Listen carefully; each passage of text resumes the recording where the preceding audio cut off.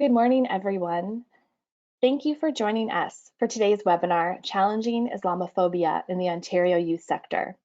This webinar is a partnership with the National Council of Canadian Muslims, and we have some wonderful guests joining us today for this critical conversation. My name is Katie Rogers, and I'm the Knowledge Exchange Manager at YouthRex, Youth Research and Evaluation Exchange. We recognize that this is an uncertain time, and we hope that you and your loved ones are well. We appreciate that you've taken this time today to connect with us online, because we know that finding community is so important now more than ever. YouthRex is committed to continuing to support youth workers during this period of uncertainty. Using online tools and technologies like this webinar platform is just one way that we can continue bringing people together to discuss challenges and possibilities.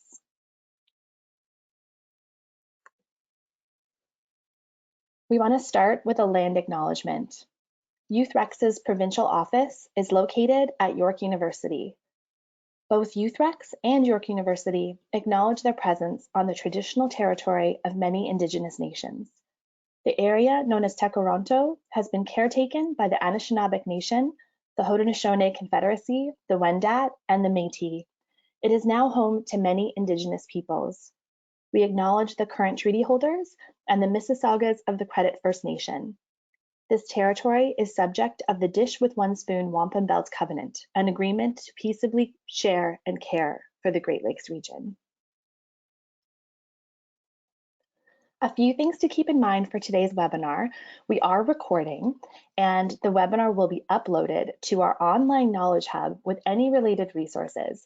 And I encourage you on your control panel to look for the handouts that you'll find under the tab named Handouts. If you have any trouble with the audio quality, please try calling in with a phone.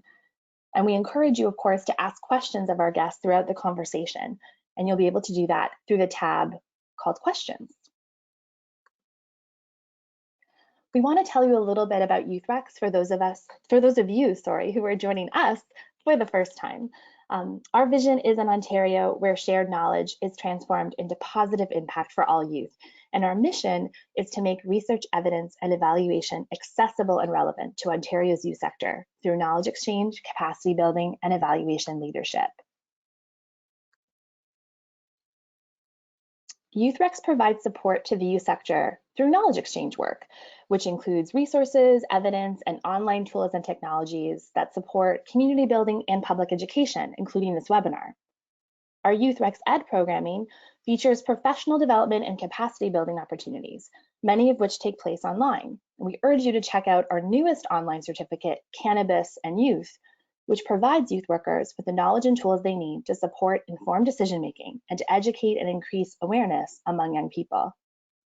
Finally, through our youth program supports, we are able to consult with stakeholders in the design, development, and evaluation of our youth programs.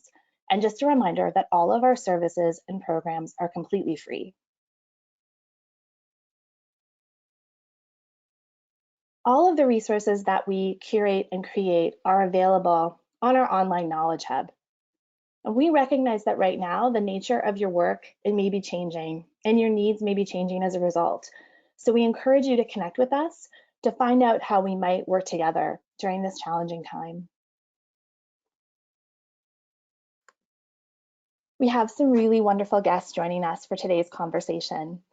Habon is a youth community advocate and organizer.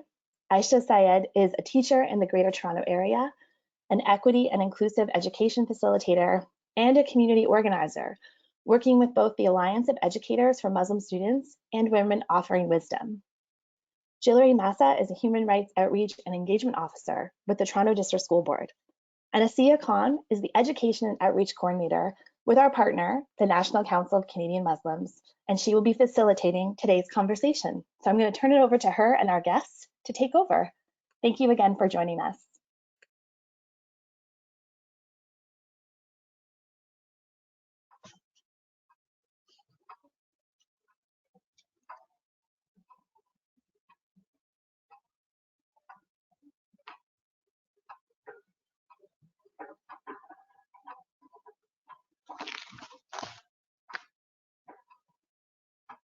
Good morning, folks. So I'm so excited to start this conversation. I'm just waiting for all of us to get on. So thank you everyone who's tuning in, who's viewing, and for folks who view later.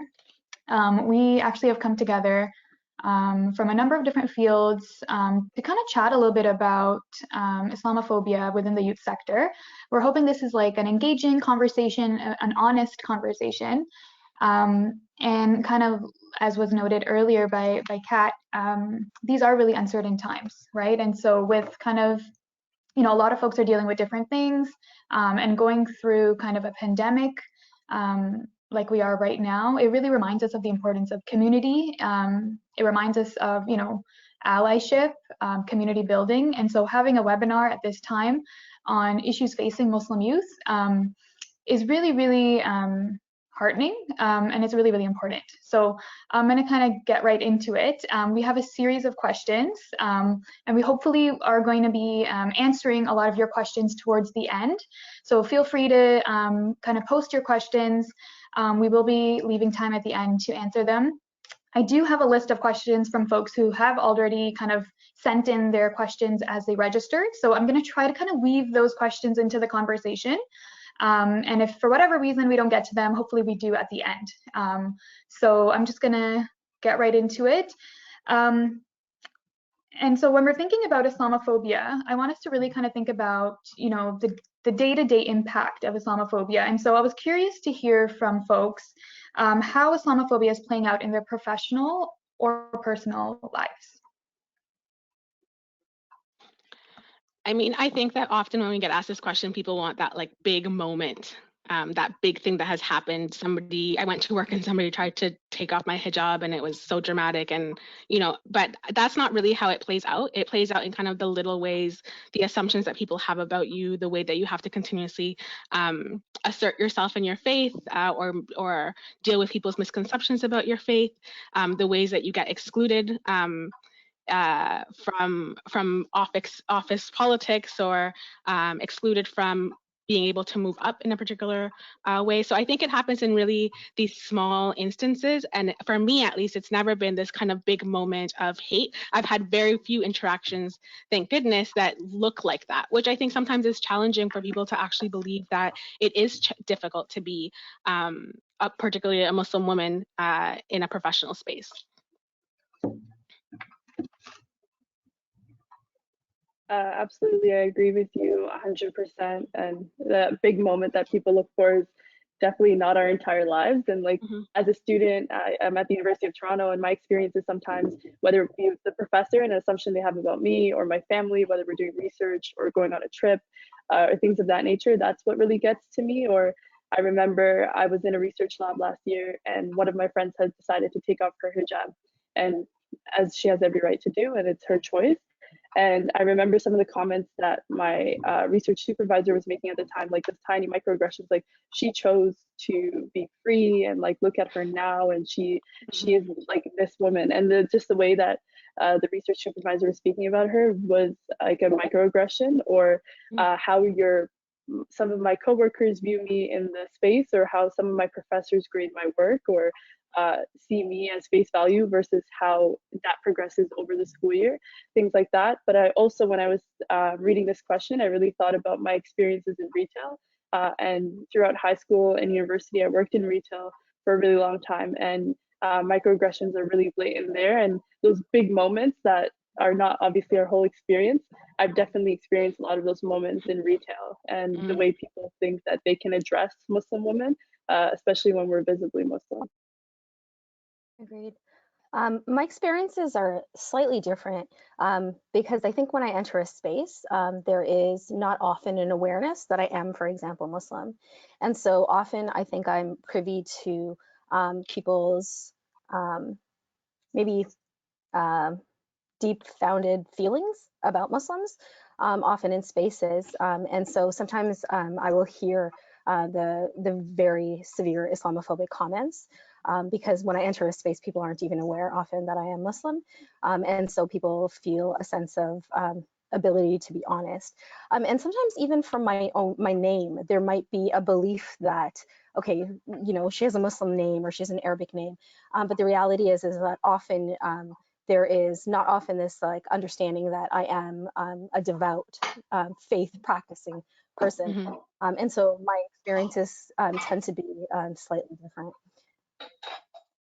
Yeah, I think also this, when you wear the hijab, there's a bunch of assumptions that come along with that. And I think for me, even working in human rights, there's assumptions about what my belief system thinks about particular rights that I am upholding or supporting. And I think that's one of the biggest challenges, to have to continuously have to defend where I stand as an individual on a number of different world and global issues, because of what I wear or what I look like. And then on the counter side, I hear, from my Muslim friends, who sometimes I feel are more religious than I am, who don't wear the hijab, and they're constant questioning about, like, oh, well, you don't drink. Oh, well, you need a break to pray. Oh, and you're fasting, just simply because they haven't chosen to wear the hijab.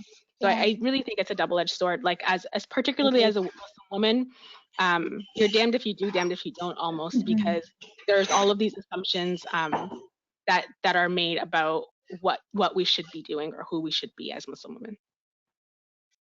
Yeah, I think that it really speaks to kind of this idea that, we tend to want to have that sensationalized story, that instance, that because we like to hold on to those like one-off moments, right? When we recognize that it's the day-to-day reality of folks, it kind of complicates our understanding of Islamophobia and forms of oppression, right? Because they're deeply rooted. Yeah. And I kind of echo what all of you kind of shared in terms of, that coming into a space that is not necessarily meant for you to occupy, right? And that mental, physical, and emotional burden of having to occupy a space was not created with you in mind, right? And so I think just navigating that on the day-to-day is exhausting. Yes, for sure. Yeah. And I think on the side of the service provider, people need to start to question, why do they need that big explosive moment? They need it because it's an easy fix. It's easy to tell somebody, don't say that, that's racist. It's more difficult to have to deal with the systemic ways that Islamophobia or racism or any other forms of oppression show up. It's more difficult to say, oh, this is a policy issue. This is an organizational issue. This is a structural issue. This is inherently who we are as an organization, and so we need to shift, as opposed to it's just one bad egg who has done one problematic thing. And so I think we really need to change the way that we think about how Islamophobia operates, because it really isn't so much. The hurtful ones are not the ones that are in your face. The hurtful ones are the ones that you're like, am I seeing things? And that kind of leads me to my next kind of question and thought around, so there's been this kind of racialization around the Muslim identity, right? You don't necessarily have to be Muslim to experience Islamophobia. And so considering this racialization, how might that impact our understanding of Islamophobia and our ability to actually name it and also frame it? So when I think about Islamophobia and its racialization, I think about it as a very convenient way to perpetuate a stereotype of what it means to be Muslim. And while we know that the racialization helps us think about and examine who it is that is simultaneously impacted, who might not identify as Muslim at all, it becomes really, for me, thinking about that construct and how it is that the mindset or the imagery about how it is that Muslims are constructed, what it does, right? And who it serves, and of course, who it doesn't serve. I think in education, we often talk about the idea of a single story, and this idea that racialized bodies are often reduced to one single narrative about who we are. And I think while Islamophobia exists for people who are not Muslim but are perceived as Muslim because of that single story, what also happens is that there's an erasure of people who maybe don't look the type, but are indeed Muslim. And so for myself, for example, I'm Latina. My family is originally from Panama. You would never ever assume that part of my identity. My Blackness also gets erased for a number of different reasons, but Islamophobia is one of them. And so I think it's also about the erasure that people experience, that you're not, for me, I'm never Black enough, I'm never Latina enough, I'm never Muslim enough. I kind of toggle in these three spaces. And that's how Islamophobia shows up when it's racialized in a particular way.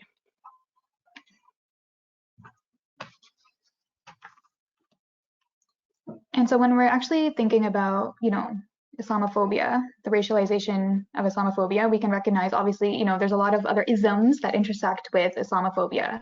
And so when we're talking about Canadian history, how can we begin to understand Islamophobia in more of a historical context? I think we tend to assume that Islamophobia just started post 9/11. It's new. But I was hoping that, you folks can complicate that a little bit for viewers.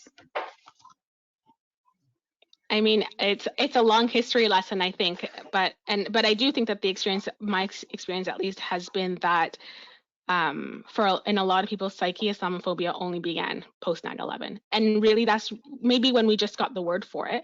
But I think that many scholars, educators, people have been talking about their experiences of racism as a result of their faith, or as a result of the perception that they're Arab. And I think back to my earliest my mother converted to Islam when I was 4, and I remember at that time it was like the Iran-Iraq war, and there was all of these movies and imagery that was coming out about the Arabs and the Muslims, and we had just converted to Islam.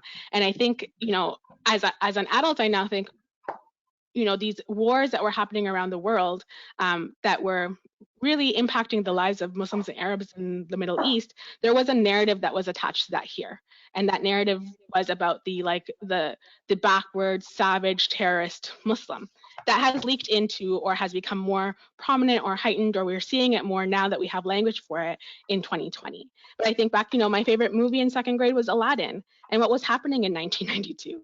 And so I just, it really bothers me, that we think about Islamophobia as just starting with 9/11, but really it is deeply rooted. The fact that we don't even know about Canadian Muslim history, and that the first Muslim in Canada came from, I think it was Ireland, pre-Confederation, that we've had a history here, but still there's an immigrant narrative of us, is another piece that I think we gets lost in this idea that Islamophobia started post 9/11. Agreed. I think we also, to piggyback on Gilary, when we think about what we see day to day, with the microaggressions, the daily interactions, the jabs, they're rooted in structural pieces. They're rooted in things that have been embedded in policy and practice historically, and so looking at the structural pieces, looking at how structural oppression is really how it seeps into daily lives is important, and to do that really requires a depth of history, right? A breadth of history in Canadian history, and so looking really concretely at how long it has taken for us as a nation, or even as a province, to come to develop policies and practices. It wasn't until 1988 that the Multiculturalism Act, for example, came about, to finally give us Faith Day observances, things that were previously, not given, right? Denied. Faith accommodations, right? Thinking even about modest uniforms. There has been so much policy that is really recent, right? That is now working to address what we would associate with human rights, right? And ensuring that we get to be whole in all of our spaces as we enter them, in all of our, not just in our homes, but in the workplace, and in different sectors. And so I think really a depth of understanding around the history, and how Canadian policy has, in fact, sometimes deep rooted for many people's problematic ways, right? And so that, and to Gilary's point, that's probably a 3-hour lesson, but we really need to be looking at our policies, and looking at our immigration, and looking at how it is that even currently, what's happening in certain provinces, how it is that our peoples are being impacted, and how that seeps into mindsets, right? Because if we talked in the earlier question about the racialization of a people, well, the racialization of a people is perpetuated constantly when the structures uphold those visions, those ideas, those mindsets. And so really looking carefully at those structures is our way of debunking. I think, reflecting even on the fact we started with the land acknowledgement. And why do we start with the land acknowledgement? Right. Because that's an understanding of where this country started, right? What did it start with? It Absolutely. started with the erasure and elimination of Indigenous peoples, or the attempt to eliminate Indigenous peoples. But framed around that mindset was an idea of who belonged here and who didn't. And definitely the people, sitting on this panel were not included in that definition of Canadianness.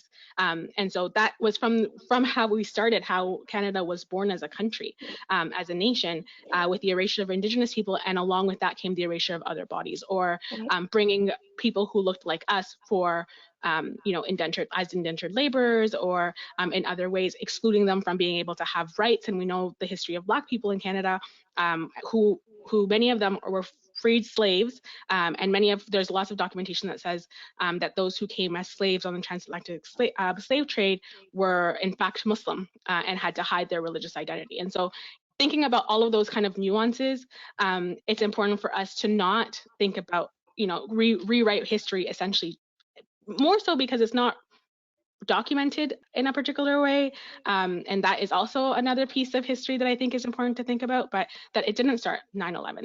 In 9/11, I think that the Muslim community began to see a critical mass in these countries, and we began to name what was happening to us. But definitely our experiences with Islamophobia, our families' experiences with Islamophobia, for those of us who have been here for a long time, you talk to a grandparent or an aunt or an uncle who's been here for many generations, and they'll tell you the challenges that they had with Islamophobia when they didn't have a name for it.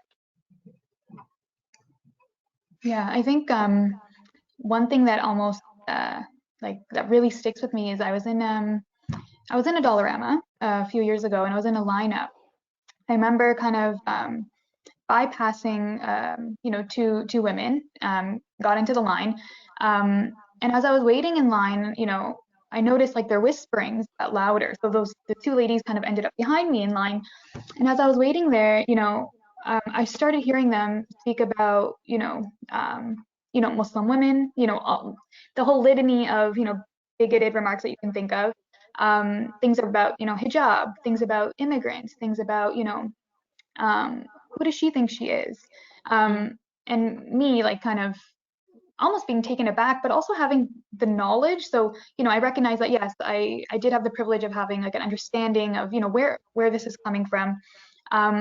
But, so we had a back and forth, but in that moment, as I reflect on it and as I spoke with folks, I was really shooken by it. Because I began to think, what allowed these folks, right? So these two white women, essentially, to feel okay to say that, right, in that space. And so, in speaking with other folks, they noted that, that was a nation building moment, right? So when we're kind of engaging in this conversation, for me, it really helps for me to, even in my current space, to kind of historicize that moment, right? So to recognize that this is through a history of colonization, this is through a history of imperialism, neoliberalism, because I think our history, it lives on, right? It's in our present. It's playing out right now. There are current neo-colonial practices that are taking place. There are current, anti-Black racism is rampant. And we'll get into that a little bit later as well. And so I think historicizing our current encounters is almost as a way for me to kind of, I wouldn't say cope, but to kind of understand what's happening. Yeah, for sure. So I wanted to kind of also talk a little bit about what does a Muslim community actually look like in Canada, because there's a lot of stereotypes, some misunderstandings, and what does the Muslim population look like? And I know, Gilary, you alluded to kind of the diversity of the Muslim population, but if we can expand a little bit on that. I mean, living in Toronto, you know that there is a very large Muslim community here in Toronto, that we come from very diverse backgrounds. And I think that because Islamophobia relies on this single story and building a caricature out of who is Muslim, that gets lost, the diversity gets lost. And so you can find a mosque for every ethnic group in Toronto, for better or for worse, and that should give you an example of how diverse the community is. The first mosque in Toronto that was built was actually by the Bosnian community, which, when you think about Bosnia, you rarely think about that's a community that has many Muslims, but in fact they were the first Muslim community to organize in the city.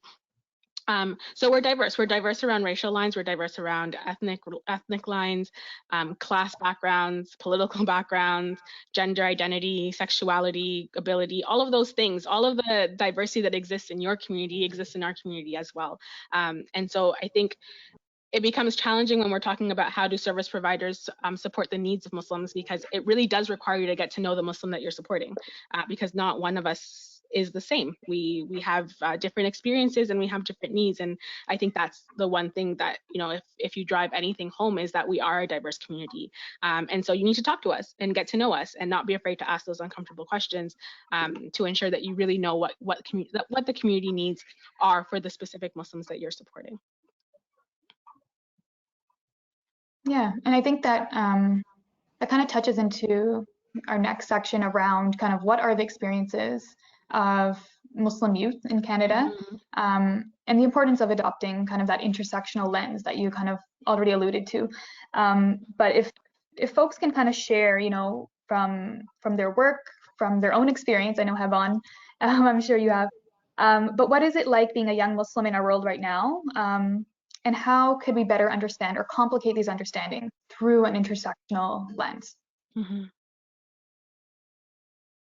It's not like not everyone shares the same experience that I have, but something that I found a lot with a lot of the Muslim youth that I live, work, and volunteer with, and just live life with, quite frankly, is that you're learning your religion through defense, whether it's through your first experiences in elementary school, to high school, to university, so to sports, things that happen in our community, to just being a community member.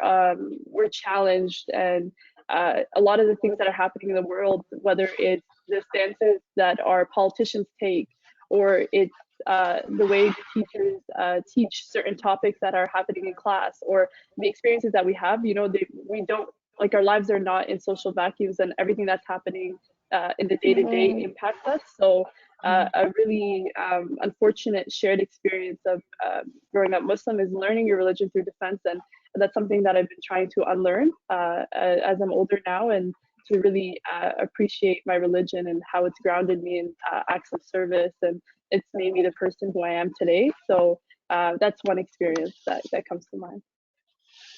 And I think that experience is one that we hear often about having to learn the religion through defense.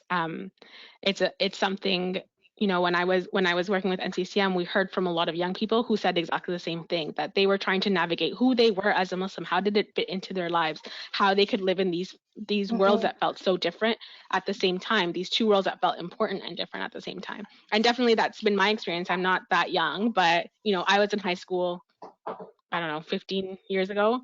And it was the same thing, trying to figure out who the heck I was and how I was going to fit this faith that I felt was really important in the context that I was living in. And really just like this idea that young people have the responsibility to educate their teachers or the social worker that works with them, or whoever the adult is around them that needs to understand Islam. And I think it's a really unfair position to put young people in, because they're not scholars. They don't know the answers. They're trying to figure out themselves, and they wear hijab because maybe their parents told them, or because they have a strongly held belief but can't fully articulate it. I remember a few months ago, my daughter's 4, and she in kindergarten, her teacher came to me and was so proud of her because they read a story that had a main character that had a hijabi, and then she asked Iman if she wanted to come up to the front of the room and talk about hijab. And Iman tried her best, and she said, "Mom, some Muslim mommies wear it," and that was her thing, right? And I'm thinking, like, okay, teacher has tried. She was trying to bring diverse pedagogy into the classroom. She was trying to be representative, but what does my 4-year-old know? Like, I've introduced her to God, but I haven't introduced her to Islam or hijab or anything. Like, she's 4. And so it's just kind of this way that even at that young age, people are meant to represent their faith as if they're like the authority, when they're not. They're also trying to figure it out. Yeah, I think my work with youth is similar. I think students are saying quite often, regularly, that they need their educators to do the work, right? They need to put in the time to do the learning because they can't, and no one student, for example, can represent the story of millions of people throughout the world. And so doing that work to make sure that you have an understanding that, Islam is not a monolith, right? That there is diversity, and ensuring that your pedagogy is informed by that diversity, but that you are doing the legwork to engage in that learning for yourself. And also to really address, students are often commenting on how difficult it is to enter school spaces after there has been, for example, a global or a sensationalized global incident that's taken place, how difficult it is to enter school spaces because the dialogue isn't often being taken up by educators, and or when they become the person that an educator turns to explain something that students don't have the capacity to be able to explain, mostly because it's triggered incredible amounts of trauma for them to begin with, right? So really engaging in an understanding, even just beyond what's happening in our schools and in our province, so that you are being able to teach and foster those critical pedagogy skills, those critical literacy skills, right? So we're examining global and localized issues in ways that really preserve students' sense of self, right? So and using public platforms, youth are often saying that instead of having to constantly be on the defense, that if others would use public platforms in order to ensure that they're demonstrating allyship, this is a huge one for them, right? So that they aren't always the people defending. Yeah, I mean, and it's a funny dance. I think that even as an adult, I always want a caring adult in my life that it doesn't look like me, that's going to support me if something does happen, that's going to validate something that has happened to me, where I'm questioning, is this Islamophobic? Are they targeting me because I wear hijab?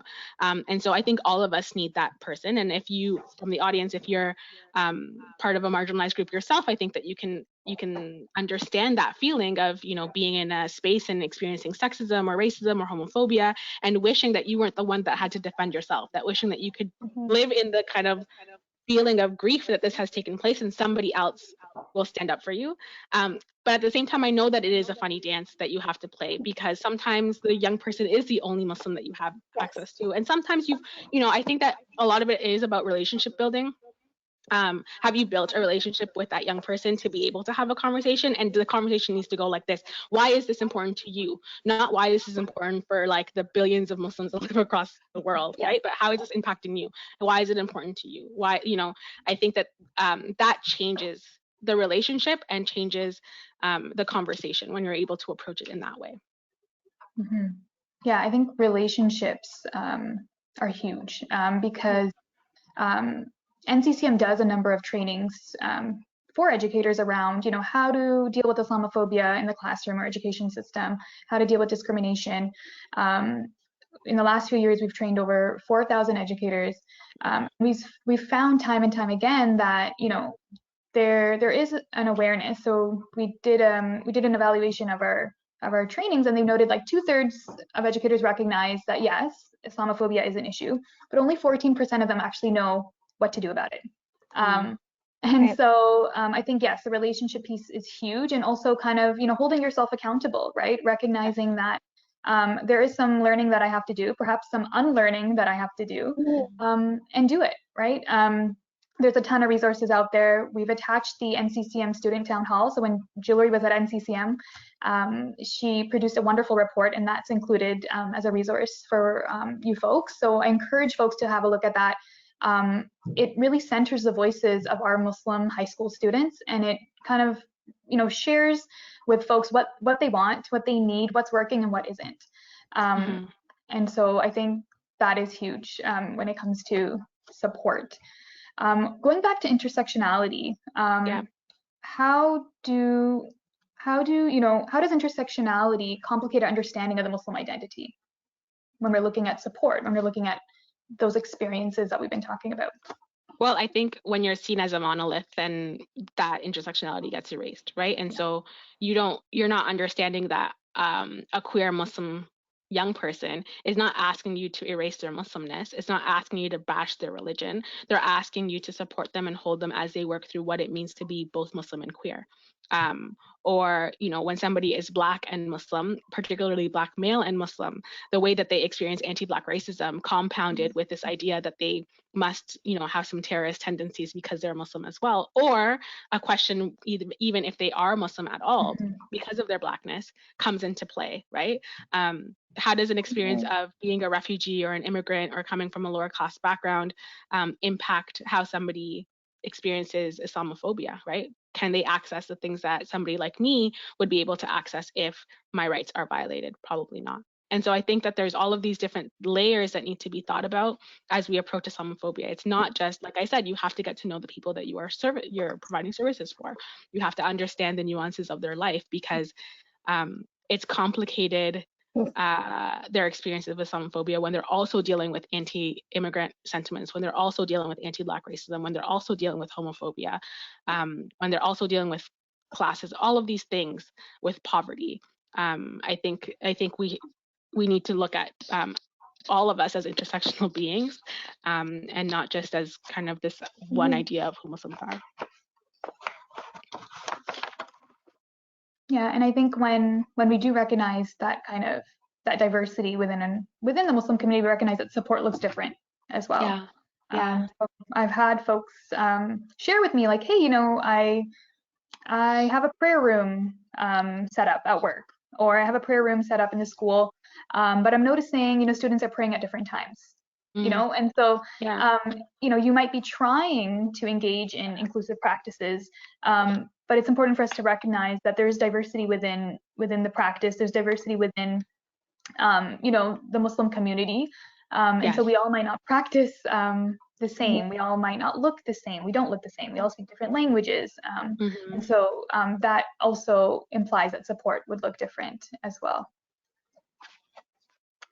So I wanted to kind of touch on why folks might be hesitant to name Islamophobia when they see it or experience it. What I find interesting is that we did some informal research with youth, and in that research we found that students really quickly identified microaggressions they might be experiencing, like the daily jabs, the daily comments that relate to Muslims or Islam, but they didn't define those microaggressions as synonymous with Islamophobia. And so I think that's what's really important, right? The idea that people might actually not, or students and youth might actually not equate things that are not perceived. In this instance, it was things that were not perceived as violent as Islamophobic at all. And so that was really important for us to note, because there's a bit of learning or unlearning around what discrimination actually looks like, because it's not just the structural pieces, it is the day-to-day interactions, it is the microcosmic, you know, microaggressions as well. I think the reality is that at a very young age, Muslim youth, racialized youth, marginalized youth learn to downplay their grief, and also learn that they can't trust the adults around them to take care of what's happening. And we carry that into our adulthood. But I think, you know, very, very early on, youth start to understand that they have to kind of brush it off, be the bigger person, be strong. And so what that means is that people don't bring it up. They don't trust that there are folks around that are going to take them seriously, or listen to them. And I think also, like, generationally, our parents have also lived their lives downplaying their trauma. And, you know, we get taught, even at home, don't stir the pot, you don't need to say anything, it's not a big deal, you just have to work hard. And so as people, we buy into that to some extent. As young people, we buy into that to some extent. So I think that at a very young age, unfortunately, people do start to learn what was necessary to survive in a racialized body, in a Muslim body. And that often is about not trusting that others will have your back. And I just want to build off of that a little bit, because I was thinking along the same lines when you asked that question.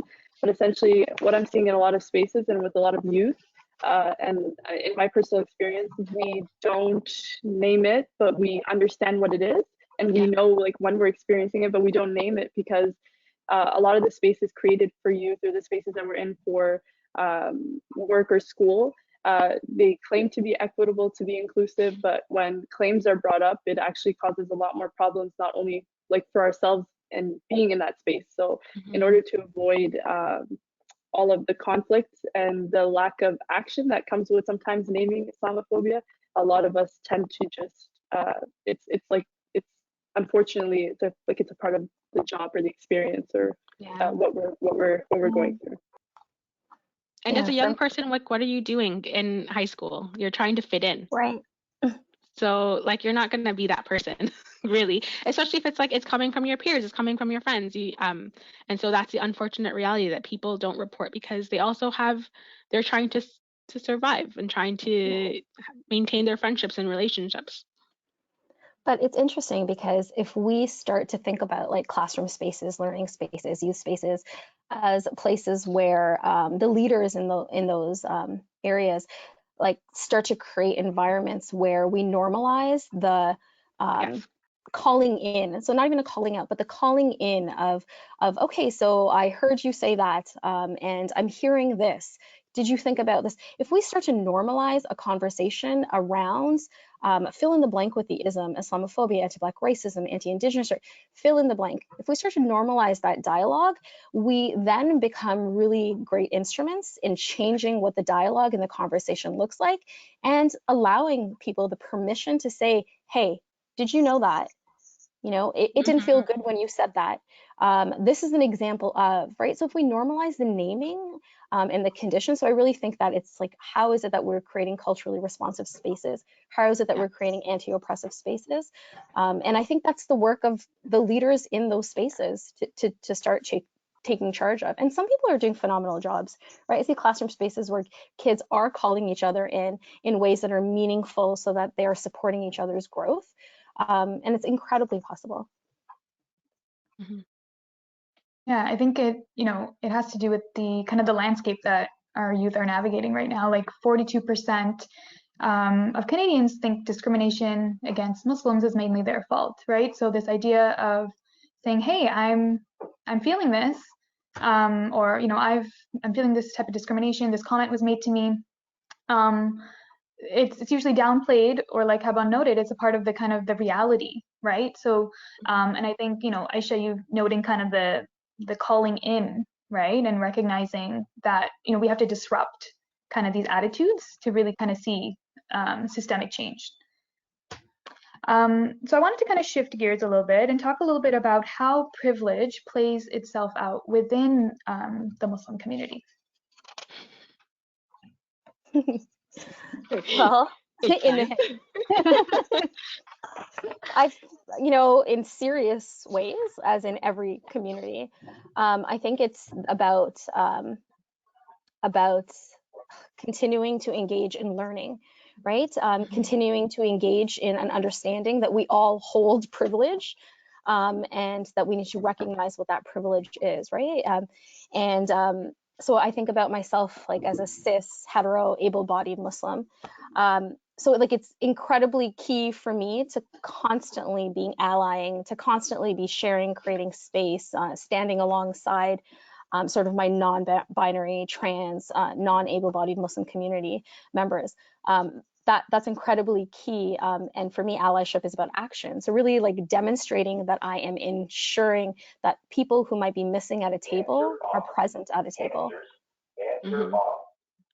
And I think that the challenges that exist in our broader society around class and race and sexuality and gender exist, in a microcosm within the Muslim community. We're not immune to it, right? And so what people are experiencing in the broader world, we're experiencing in our mosques and our Islamic centers within our own community. It is young people that are pushing for accountability. It's young people that are shifting the dialogue. It's young people who are thinking about alternative ways to organize, alternative ways to be together, defining their Muslimness in this context. It's young people that are requiring mosques to just catch up. And some of them are up to stepping up to the challenge, and some of them are not. And that's a reality that we're contending with. And I think that for me, I have patience sometimes for the Muslim community, because I also think, you know, we're also trying to deal with the Islamophobia that we face, that we don't have time to have these like big conversations about the diversity that does exist within our community, the challenges that exist in our community, that we're trying to fight this big beast, that we get lost with kind of the nuances. And that's not to excuse, but I think that I become a little bit more patient with how sometimes slow we are. But I've seen some really beautiful things and conversations happening in spaces that traditionally were not friendly to that, right? And people starting to see and understand that our community is diverse. We're starting to see that our community is diverse. People are starting to require us to see that our community is diverse, and that we need to have conversations about how all of these identities fit in. And I think I also see a lot of challenges when it comes to the division of those who are poor and those who've made it financially. And so how do we kind of integrate these ideas into our communities? It's an ongoing conversation, like it is in many communities.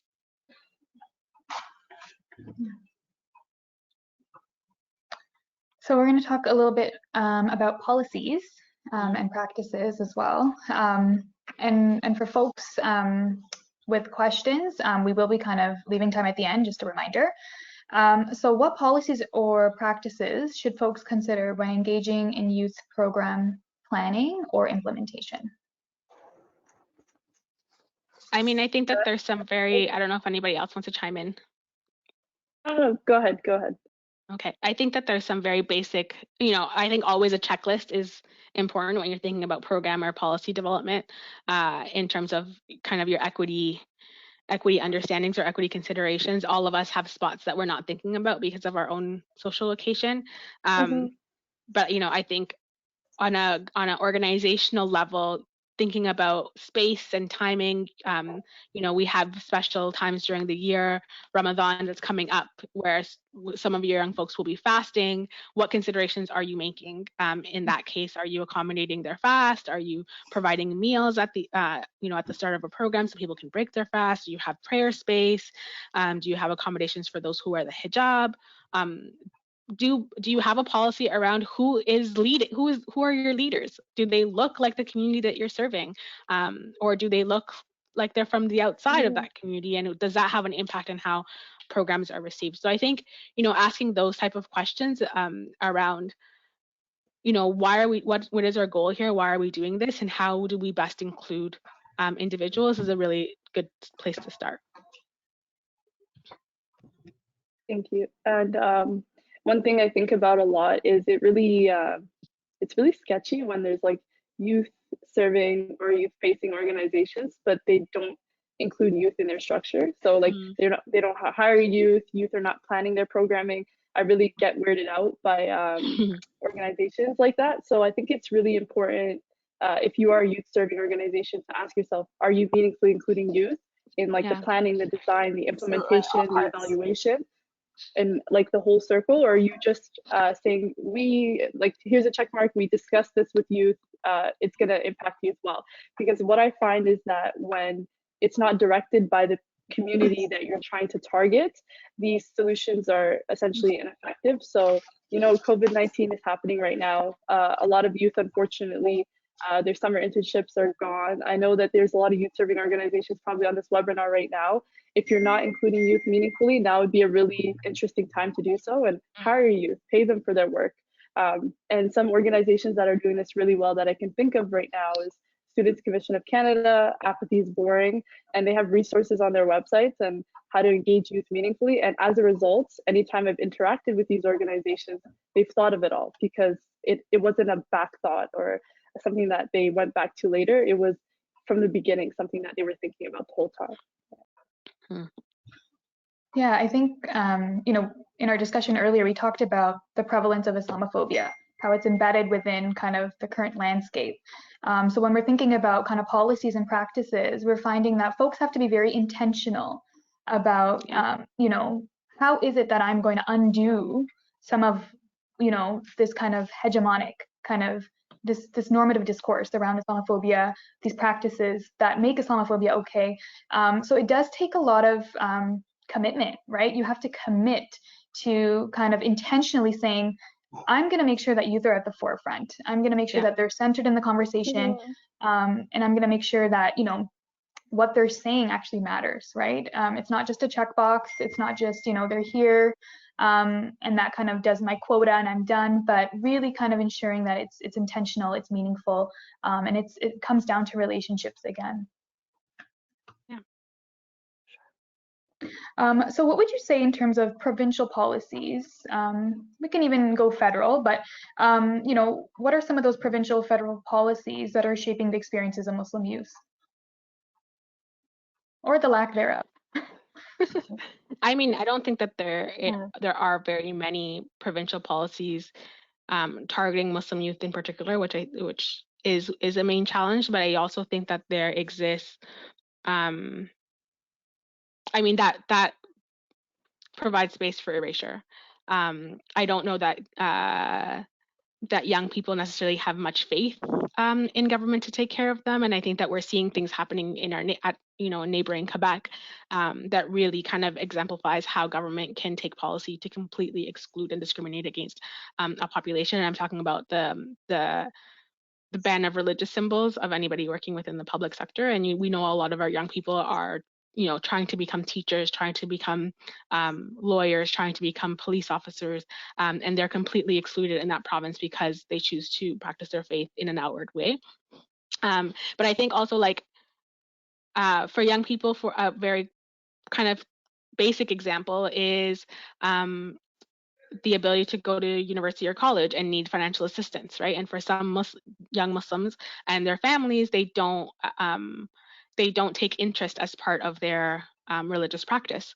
And so if you come from a low-income family and you're trying to pursue education because it's a grand equalizer and it'll help you get out of your poverty, you cannot take a loan because of the way that interest is structured within the Ontario government's student loan program. So even that kind of, I don't think anybody was thinking about that when they developed the program. And I think, there's a lot of young people in general that are asking for a release of interest on their loans. But that's one example of how, when you don't have people that look like us around a table making policy decisions, we don't get included. And so, I just think that there is a complete erasure around the table when it comes to Muslim identity, and it has its implications on what messaging, who is included and who is not. Yeah, and I think when we're looking at even kind of our province, right, the cuts to certain services, right? Yeah. And what is the message that those cuts really mean, right? What is it saying to folks who access those services? How important are they to the province, right? When you're thinking about cuts to children's aid, you're looking at services in education, a lot of the social services that youth are accessing, especially, youth who are in precarious positions, those services have been cut. When you talk to a lot of agencies, you can kind of recognize kind of the impact on the lived realities of those youth. And so it's further disenfranchising, further marginalizing youth. Yeah, and I think, not to get too into it, but I think I've been reflecting a lot on the kind of injection of money into the system during this time, during COVID-19. And while I'm super grateful that the government is taking steps to make sure that people are taken care of, I think the lobbying and the work that grassroots communities have been doing for time to try to get more funding into the education system, trying to get more funding into the hospitals, trying to get more funding into public housing, into the things that people need to survive. It needs to take us a time where we're in complete crisis and we're being faced with our mortality to actually think people need these things to live. And so we've been told that there's no money for these things, right? And disproportionately, it's marginalized communities that access these services, that access public housing, that access social services, that access these things. Disproportionately, it's people that look like us that access these things. And we've been told that there's no money. And out of nowhere, $29 billion, like Oprah, just throwing it out, right? And so I'm really conflicted in how it's playing out. And I hope that once the dust settles, that we remember that it is about political will. It's not about whether we have it in the budget. It's really about, are you prioritizing us? Yeah. I think when I think about policies, something that really sticks with me is the 2015 election we had. And I think that was my last year of high school. And that's what catapulted me into sort of caring about politics and to everything that I'm doing right now. But it's these national debates that are had on like what a Muslim woman can and cannot wear. Is really it impacts the health of like Muslim youth and how we navigate our day-to-day life, and it translates directly into community impacts, whether that is emboldening the person on my morning bus commute to say something Islamophobic because we have a leader that is running to be prime minister who's spewing Islamophobic rhetoric, to essentially using our communities as pawns during elections to gain their seats. And so it's really disheartening. And even with Bill 21, thank you to NCCM for challenging that and leading some of the efforts with that, because we're hearing about discussions about what that would look like in other provinces, and how do Canadians feel about essentially the religious wear that of our day-to-day life. So sort of like our rights are up for discussion, and it's really uncomfortable, and it impacts our experiences. But also I had the immense pleasure of organizing with some of the youth in our community to discuss gun violence. And I live in Rexdale, and how that manifests for youth. And they were talking about their experiences through the TDSP and how that impacted them, and whether it was streaming or Islamophobia or anti-Black racism and how that played out. And we're seeing the federal discussion on like a handgun ban and who's being included in that conversation and who's being included on the provincial level, on the municipal level, on the federal level. And it really impacts a lot of what we're experiencing. And until we include youth meaningfully and include marginalized communities meaningfully, who are these solutions for? I think. I think that's what she says is really important, and whether it's on a federal or provincial or at a level of your organization, democratizing the development of policy. I think we only think about including people in our program development sometimes, but really, how do we demystify policy, which feels like it's just something that men in suits can talk about, as if we don't know the solutions for our communities, as if we don't know what it is that we need, and perhaps we don't have the language skills or we don't have the education to back it up. But I think that you speak with any youth, mom, grandma, aunt, uncle, they know what is needed in the community. They just don't necessarily have the resources and the backing to be able to make it happen. Yeah, absolutely. And even when I think about an educational context, it's exactly the same, right? When we're centering knowing who your learners are, when we're centering pedagogies around being culturally responsive and anti-oppressive, and how it is that our classrooms look, and knowing our learners, and knowing how it is that even we as educators are interfacing with the students in our spaces, really being cognizant of all of those pieces. Really become the precursor to be able to create these environments for youth that allow them to thrive. Yeah.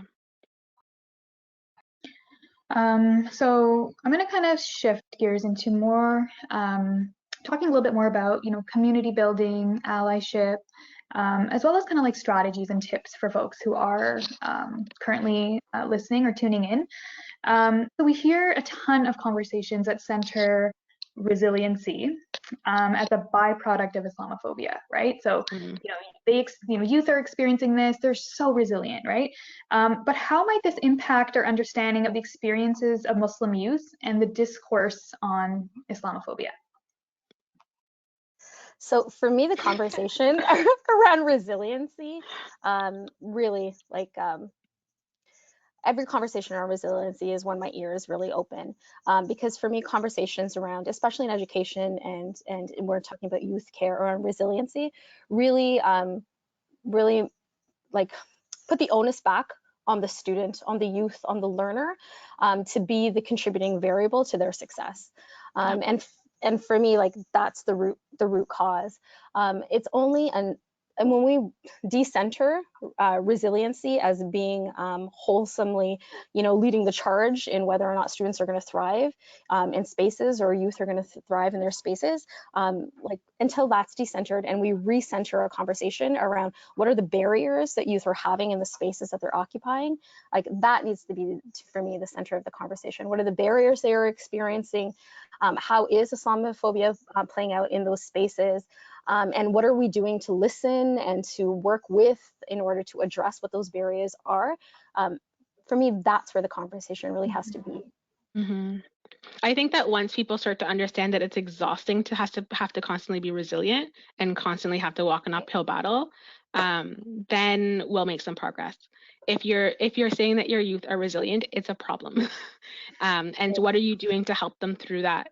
To release some of that burden, because it's unacceptable that young people have to think about how do I fight to be seen, while at the same time trying to get good grades and help my family put food on the table and do my part-time job and pay off my student loan and be a young person and understand what it is to be Muslim, and like all of these things that a young person shouldn't have to do on top of fighting the racism or Islamophobia that they're experiencing. And so it does really, I think that people say the community is so resilient as a compliment almost, but it's not. And it's you acknowledging that we have just had to throw up our hands and take it, and that you have done no work to help us challenge it. So for folks who are working in the youth sector, what practical steps can they take to ensure that they are supporting Muslim youth and communities?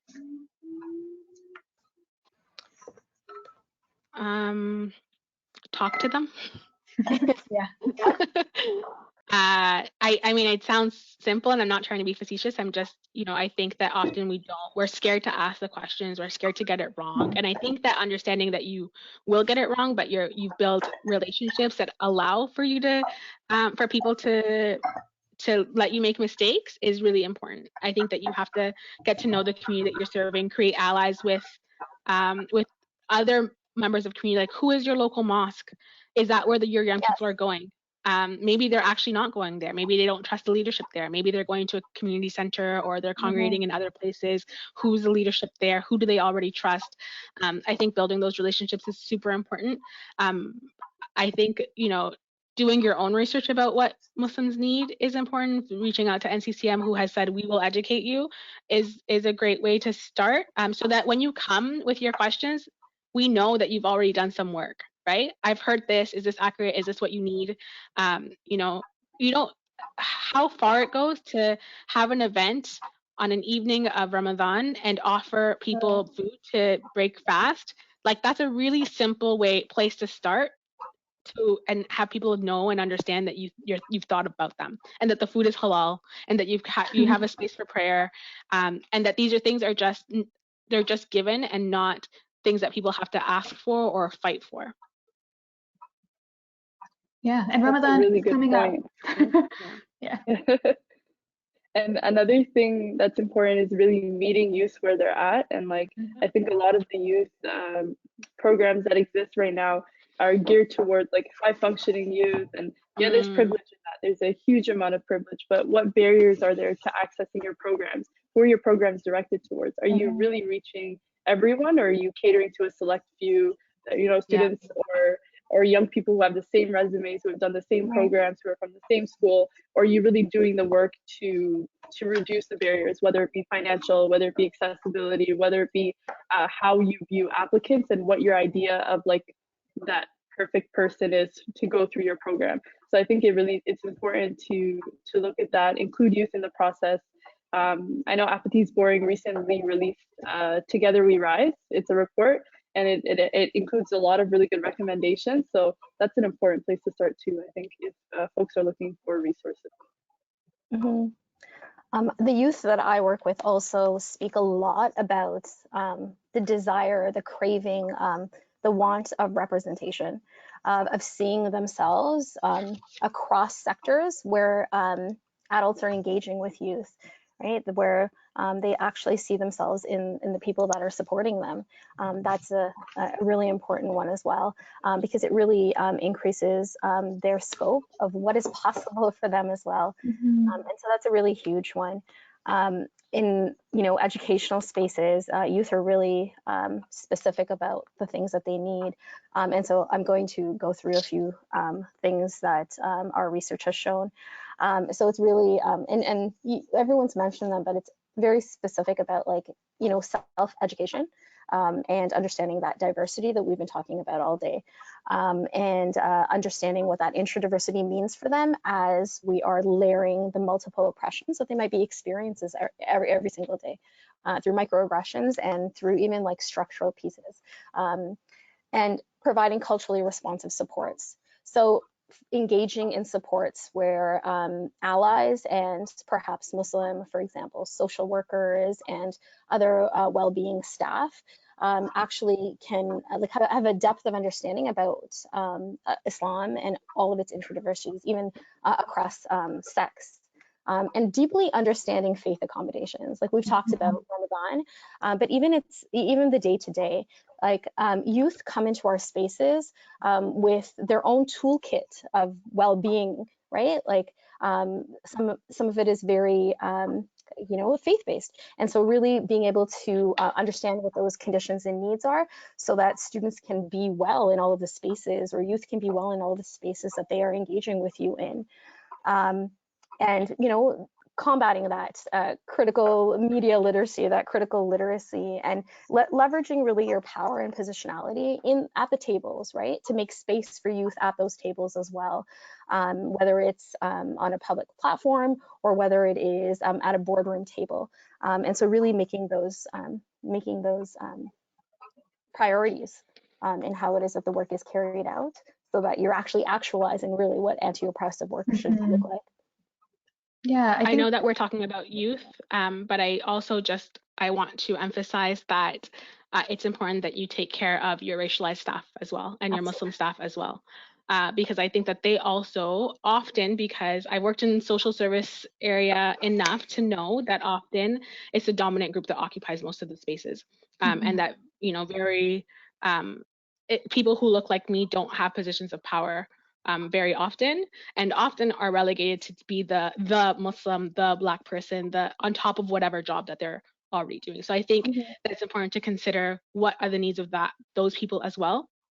How are you supporting their mental health in navigating these spaces? Is it fair that it only falls on their lap to troubleshoot these issues, or is there work organizationally that needs to happen to ensure that everybody bears the responsibility of ensuring that young people feel safe and included in the work? So I think that, and once young people start to see that the leadership that looks like them is always taken care of and happy, they will have trust in your organization. They will have trust that you will also extend that to them as young people. So I think it's really important to think about the burden that some of your staff take on, because people see them as part of their community and will come to them when things happen. Yeah, I love that, Gilary. And creating those opportunities for allowing, whether it is your employees or whether it is the youth themselves, to gather in affinity. That's really huge, right? That shared safe space, creating the conditions.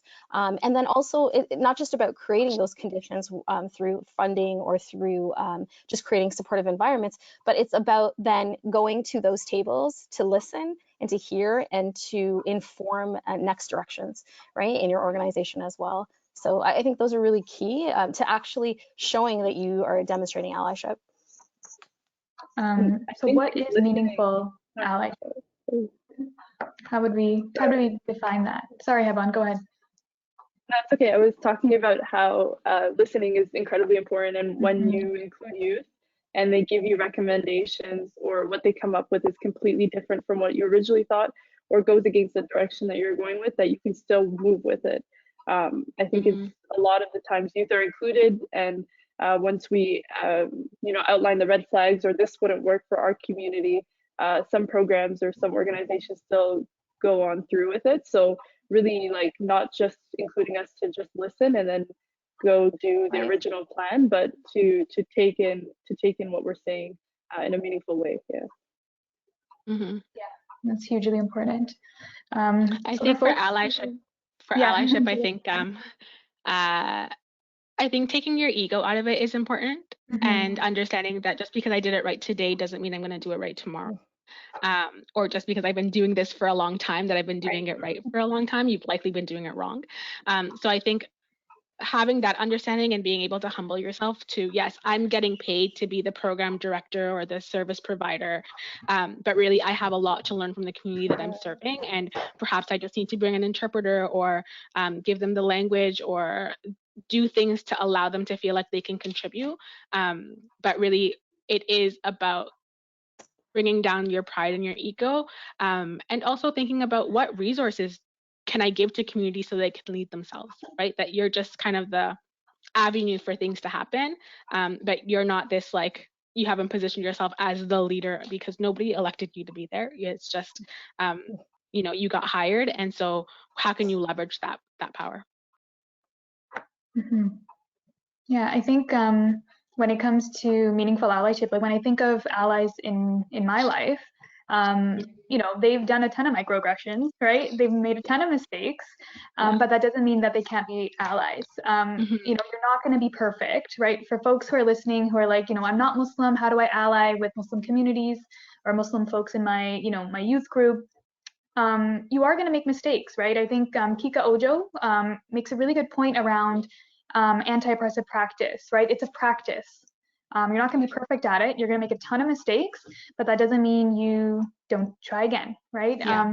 So ensuring that you're holding yourself accountable, like Habon noted, right? Make sure that you actually are at the table to listen, right? And meaningfully implement what community is sharing with you, because having that trust, being able to kind of sit in a space with folks from community who are marginalized, having them share with you, that's an honor, right? That's a privilege. That's privileged information. And so really ensure that you're taking that and honoring that, and it's showing up, right? Changes are happening, steps are being taken to kind of truly incorporate that into your program. Yeah. And I mean, I don't think that we need you to know every little detail about what it means to be a Muslim. And I don't even need you to understand it. Like, I get it.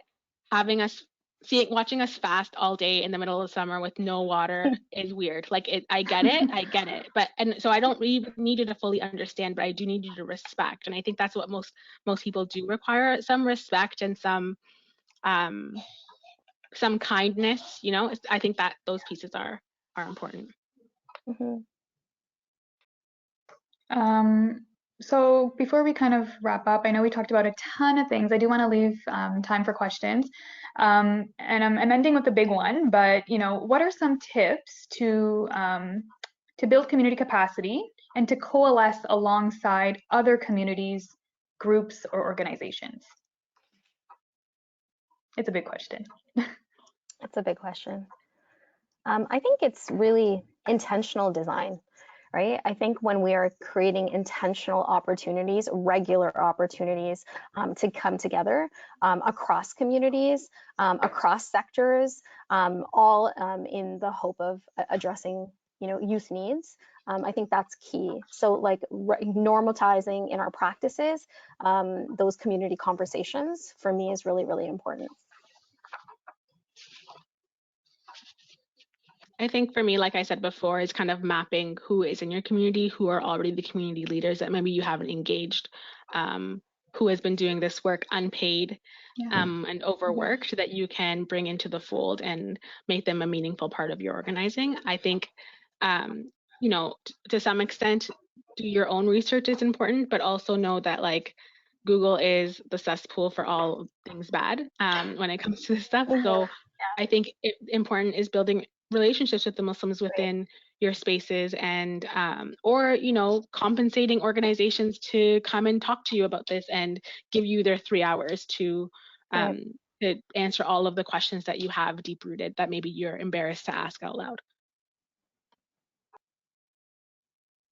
And I'm directing this towards youth serving organizations, but your goal is to support youth, and we all have the same goal. So if you're looking for ways to support Muslim youth that will have better outcomes for all of us, as cliche as it sounds, like youth engagement is a buzzword, but only positive things can come out of it. And it might not be easy, but I think that's what we have to acknowledge, that it's going to require some work, and it's going to have positive outcomes for all of us in the end of it. Yeah.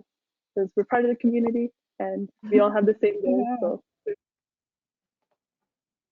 Yeah, and I think that's a really important point. Like often even like in conversations around kind of when we think about youth in general, right? We're often talking about them in like the future tense, right? Like youth are our future. What do you want to be when you're older? Like, but recognizing, you know, the gifts that they bring right now in that moment is huge, right? So really taking what they're saying and ensuring that we're implementing that. And I think, you know, when we're talking about coalescing, it goes back to kind of recognizing our own privilege, right? And how we can ally meaningfully with other groups to amplify their voice, right? So looking at it through an intersectional lens is hugely important. Thinking about, you know, what privileges do I have? What power do I have, and how can I use that power to amplify the voice of this group? And how are our experiences similar? How are they different? And kind of, you know, creating coalitions that way can be extremely, extremely powerful.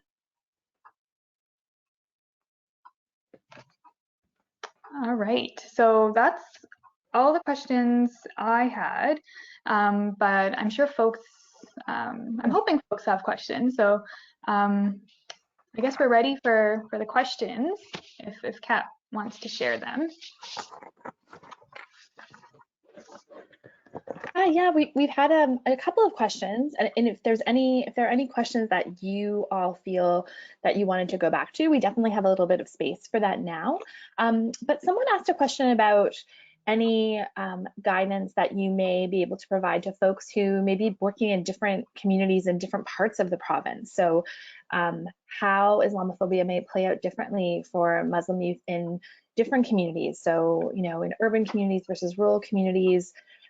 If you have any sense of resources or supports or things that youth workers can keep in mind, because youth workers are often the first point of contact for young people. So any suggestions you may have or any insight you may provide into that, that was something that did come up through the conversation. Yeah, I think looking at each kind of area as its own unique kind of set of kind of variables. So like not all places on Ontario are the same, right? Recognizing each community is different, having kind of that environmental mapping, like knowing, you know, who are the folks in this community, what are their needs, what is the makeup, what are the resources and supports out there. You know, we've done trainings in kind of remote parts of Ontario. So, you know, I've traveled to Thunder Bay, and then I remember walking into a school to do a training. And, you know, it was very obvious that there wasn't many racialized students or many Muslim students. But when I walked in, I saw, you know, eyes of like 3 students light up, right? And after the training, they ran up to me and they noted that, you know, we're Syrian newcomers, right? We're new to this community. We're new to Thunder Bay. And so they shared kind of those feelings of, yes, like I'm so grateful to be here, to be safe, but also I'm experiencing a ton of discrimination and I feel really isolated. Right? Very few folks look like me here. There's very few supports. And so kind of just recognizing, going back to the idea that, you know, all, you know, even individual Muslims are very different, but, you know, when you look at the community clusters, those also will be really, really different. And just being mindful of that when you're thinking about support. And I think, you know, folks on the panel brought up some really great kind of strategies to kind of map out what the community's like, right? Doing that kind of community consultation, building those relationships, getting to know who's out there would really help in kind of thinking about how to look at this on a more local municipal level across Ontario.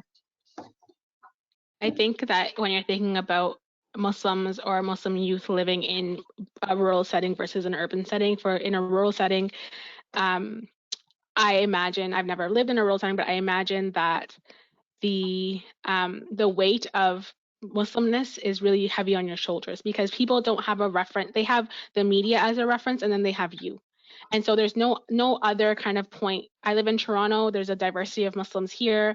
And so people are seeing the different ways that Muslims live, which helps my argument when I tell you we are diverse, right? But when you go to someone like Thunder Bay and your only Muslims are the new Syrian refugees that have moved into the block, you know, it's just one area of reference. So I like Aasiyah said, I imagine that isolation is one piece, but also even understanding yourself as a Muslim who has moved from one context to another, and you're now dealing with language barriers and poverty and being a refugee and war trauma and all of those things. And then also this idea of who you are as a Muslim when you're trying to figure out who you are as a Muslim. Because even like coming from a context where it is a majority Muslim country, that it's kind of, your Muslimness is kind of defined.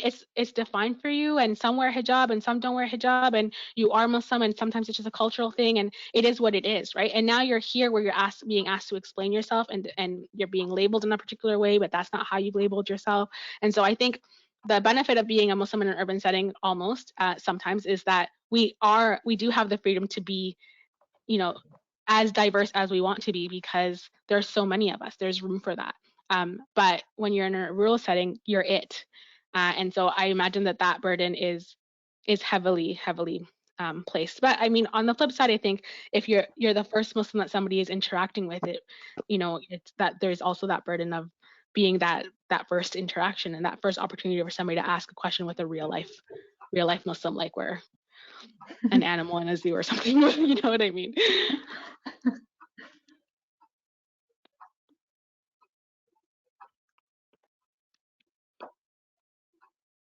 We did have another question from someone who facilitates a group for refugee youth, and the homophobia that came up amongst the Muslim youth who are participating in this group. And I know we've talked about intersectionality, and there oftentimes is a focus on, you know, this idea of being culturally competent.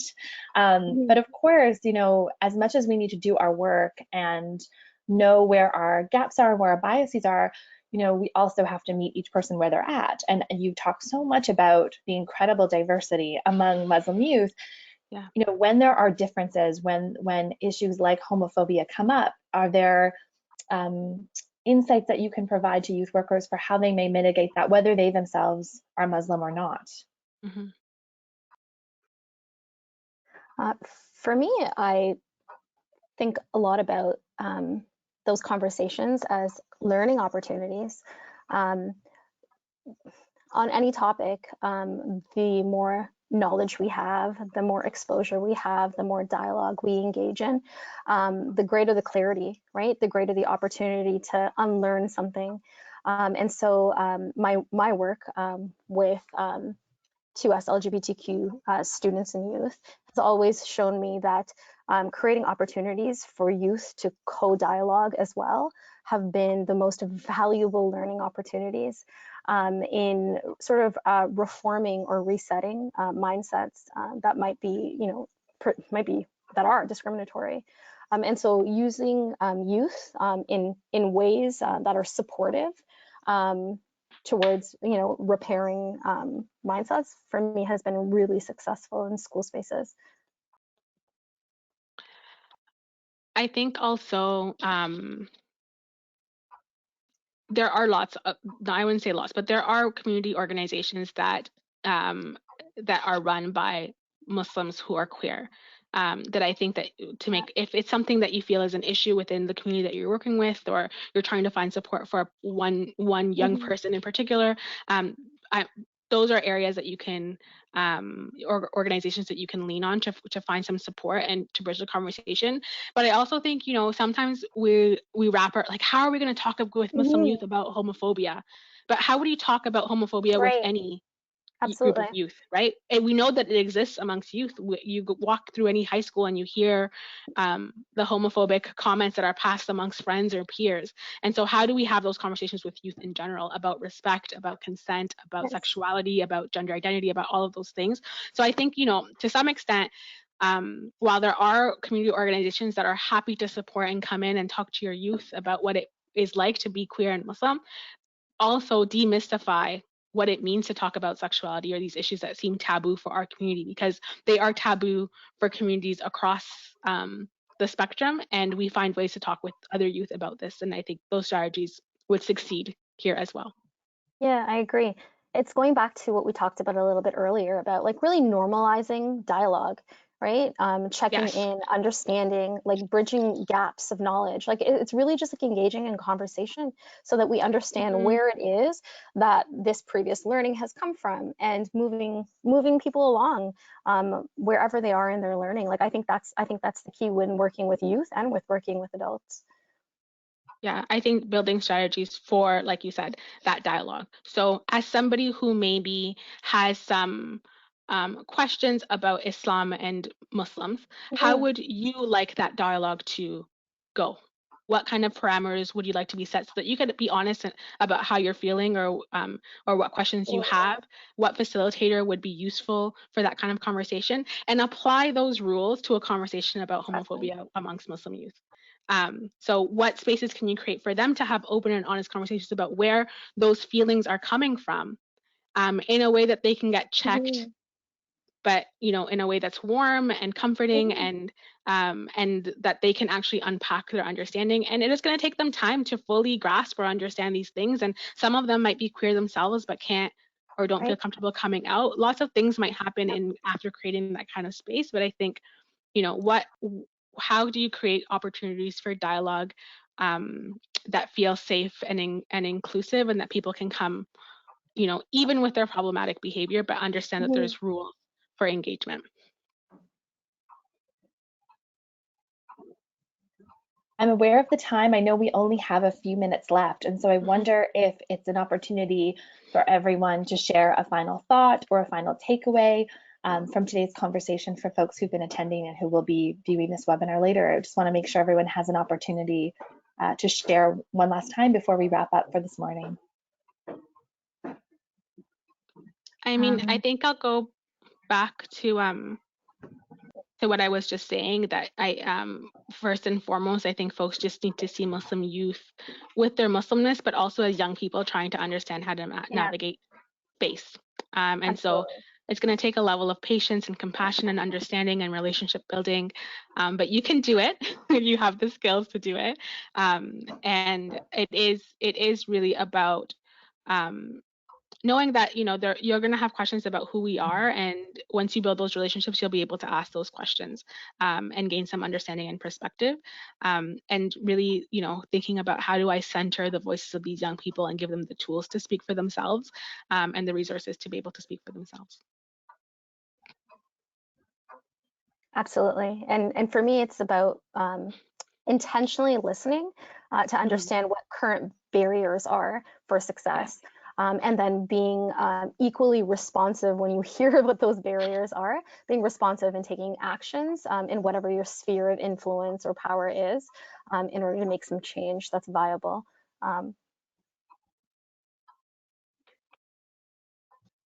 I just wanted to say I'm so happy that this conversation is being had, because I don't think I've come across this in the past couple of years. But also, like, all issues are youth issues, and if you're looking to engage in Muslim youth, this is a very positive step forward, and I'm excited to see what comes out of it. So thank you for joining us as well, and listening to our experiences. And thank you. Thank you. Yeah, I think that was a perfect way to end. All issues are youth issues. So thank you so much. And thank you all so much for joining us, for sharing your experiences and your insights. This is a really important conversation for us to be having.